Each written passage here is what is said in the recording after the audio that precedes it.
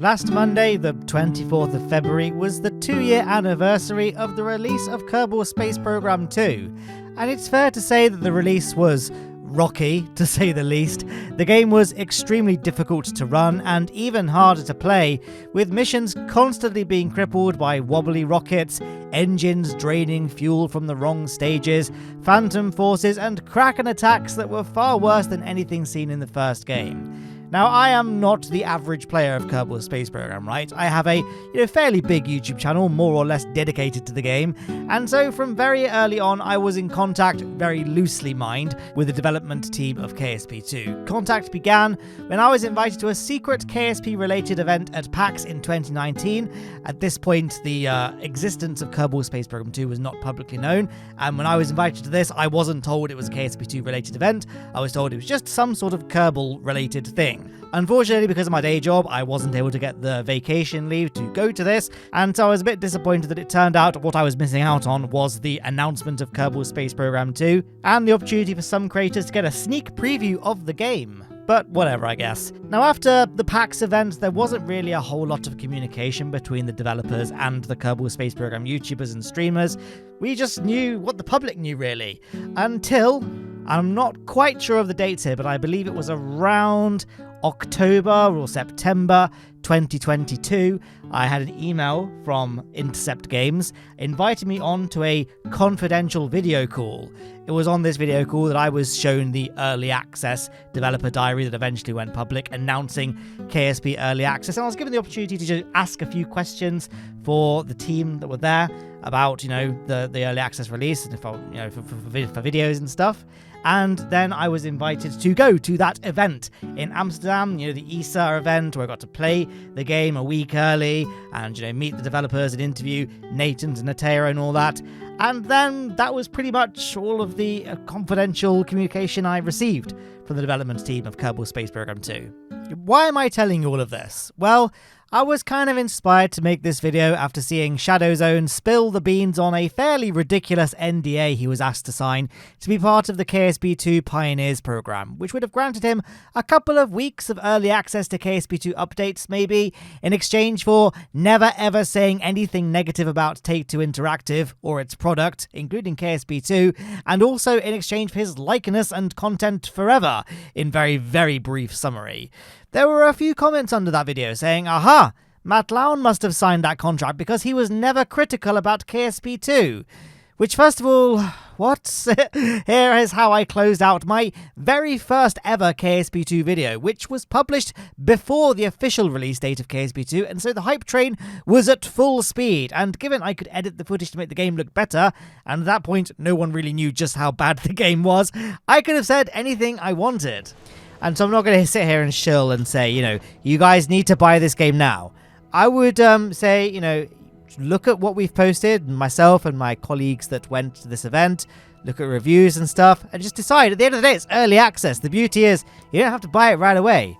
Just keep following it, and when it reaches a point where you feel, actually, right now I feel like it's worth the money, then buy it then, That would be my advice. I wouldn't want to give a review score or anything like that because my impression is still based on 3 hours of a pre-release build. And that was pretty much always my stance on KSP2. That, and I said a lot more harsh things as well. I mean, I made 2 full videos complaining about wobbly rockets, which Dakota later told me are what ignited the massive community movement against them. Well, made the movement much, much bigger than it had been previously. So, I am now going to say it clearly. I am not under NDA. I have never been under NDA for anything KSP2 related, to the best of my memory. There was obviously an embargo for the Amsterdam trip where we weren't allowed to say anything about the game or release any gameplay footage until the embargo lifted, but I honestly don't remember actually signing an NDA to this effect. I think it was more built on trust because obviously why would I want to burn bridges with the KSP2 team?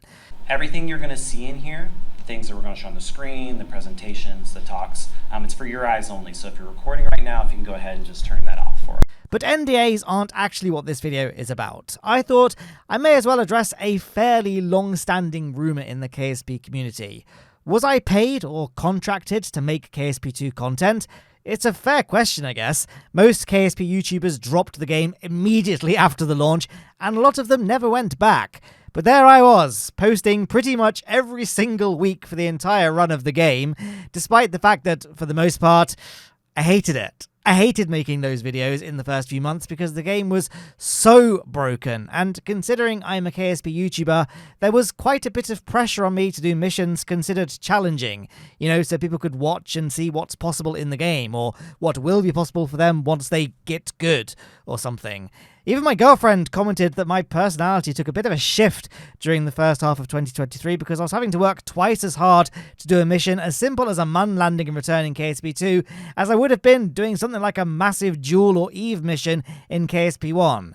It was that bad. I remember even flat out giving up on KSP 2 in certain points in missions where the game just wouldn't work properly. I remember ending one mission by literally switching to KSP 1 and using a craft with the same remaining fuel levels in the same orbit as it was in KSP 2, and my goodness, that was a breath of fresh air.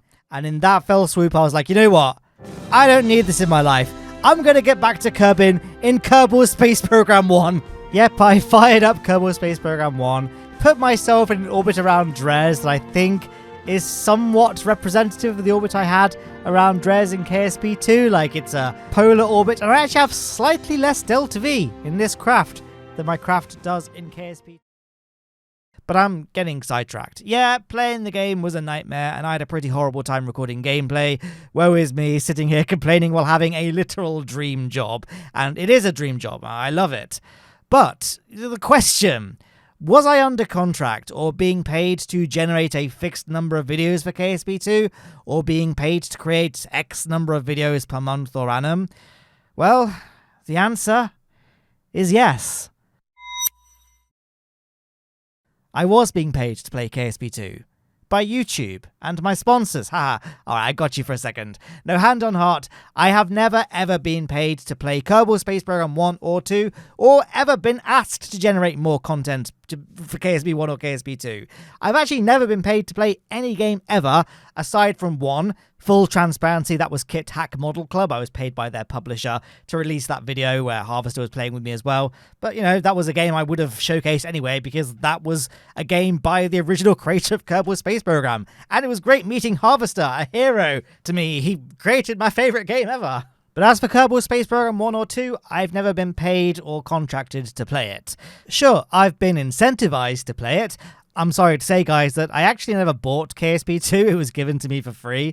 And I was treated to that trip to Amsterdam where all travel, accommodation, and food expenses were paid for. And yeah, they treated us very well.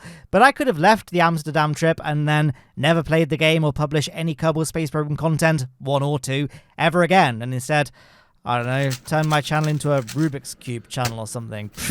I'll make a cubic video on the second channel someday, I promise, guys. Maybe there's a video someone can find where I gave a genuine, wholehearted recommendation to, say, yes, you should go out and buy Kerbal Space Program 2, but I'm reasonably confident I never did, especially before the 4 Science update. I always maintained to only buy KSP2 if it's in a state that you'd be happy with, the exception being that wonderful period between the 4 Science release and the issuance of the Warn notice that all but confirmed the shutdown of the game for good, since 4 Science was the first major update and it made the game so much better, and, fundamentally, it turned KSP2 into an actual game, and the campaign and science progression was, in my opinion, far, far better than KSP1's tech tree progression, and KSP1's career mode, which I've still never actually really played. And honestly, I can't believe I'm saying this right now, but if you have too much money and also really love Kerbal Space Program to an unhealthy degree, like myself, then KSP2's little career mode is super fun to just try out and kind of see how the game works. But you just got to accept that you are buying a buggy and unfinished game that will never be completed. But buy it on sale or pirate it, I don't know, it's kind of a fun novelty. But yeah, buy it as a novelty experience or art piece or whatever. Don't expect it to be a game that is better than Kerbal Space Program 1, because it isn't. So yeah, that's pretty much it. My confession, in which I confessed to nothing really, but I wanted to clear the air that I was never under any NDA or contract to produce KSP2 content. And hand on heart, I know and knew nothing about the state of KSP2 development, just like you guys. Even though I had direct contact with people like Nate Simpson, we were never privy to information that wasn't in the public realm. Something that probably isn't as surprising now, given the insane levels of secrecy around the game's development are more widely known. But all that time, you guys were asking, hey Matt, what do you know about this? Do you know about that? I didn't, and I was being truthful. We weren't told anything that you guys weren't told. Like, this was actually quite annoying. For example, Nate said I could interview him about KSP2's development at Space Creator Day 2023, and so I wrote a bunch of questions down to ask, only to then be blindsided by the announcement of the 4 Science update that basically nullified my entire interview question list. So I had to frantically scribble down a whole new load of questions in the museum bar about 4 Science, based on one viewing of the trailer and one speech by Nate, of which there was no recording for me to refer back to at the time. A fun fact, none of this was the case for Kerbal Space Program 1. In fact, it was the literal polar opposite. The devs were super open about sharing stuff with us and giving creators lots of sneak previews and early access builds to KSP1, and it was super chilled too. It was just a giant Skype group for the longest time, only moving to Slack later on, and then finally to a small Discord server set up by myself for the devs to share updates with us on. Now, to be fair, while super chill, there was an NDA involved with this, but it wasn't as insane as the KSP2 Pioneer Program NDA.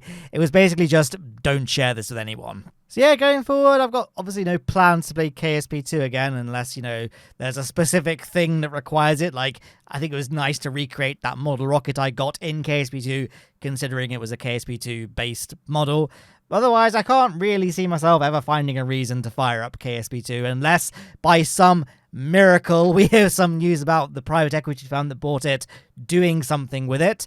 And trust me guys, I'm probably not going to know any more than you guys know if that time ever comes, but I doubt that time ever will come. So yeah, kind of a bit of a different video, I know, to look at behind the scenes of this channel and what it's like to be a Kerbal Space Program YouTuber. But yeah, was this interesting? Are there any things I've said that were obvious to me, but then wouldn't be obvious to someone that isn't in my position? So you guys want a bit more clarity on? Do let me know in the comments below. I'm actually away this weekend, which is why this video had to be a bit different from my normal KSP1 content, because I shouldn't have as much time in the week to make it. But yeah, any comments down below, I'll try and reply to all the kind of the most upvoted ones, and any ones that I find interesting, I will also try and reply to. But yeah, that's my story. That's my story. Hope you enjoyed it. If you want to watch other videos like it, I haven't really got many videos like this one, but there are 2 videos on screen that are also from my channel, so hey, if you like this, you'll probably like those as well. And also, the beautiful people on the right-hand side are my Patreon supporters and my YouTube channel supporters who do make all of this content possible. I'm so grateful for you guys. And yeah, if you want to see your name on the side there, you can click the links below. And if you like the video and want to subscribe, there are buttons underneath the video as well. And I've pretty much run out of time.